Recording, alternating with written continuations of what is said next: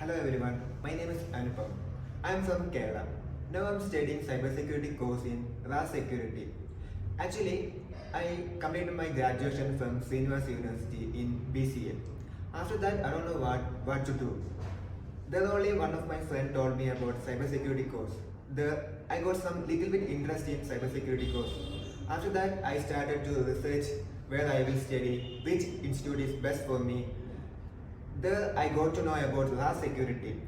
Here in Razz Security, they will teach from basic because I'm not from cybersecurity background, so I don't know anything about cybersecurity.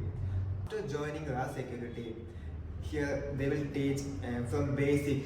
It's the best thing in here Razz Security because they will teach about Linux, how to use Linux, and basic networking thing, ethical hacking, how to hack system, Android. That's the best thing here in Razz Security I got to know, and I will definitely suggest who are looking for cybersecurity course to join Razz Security.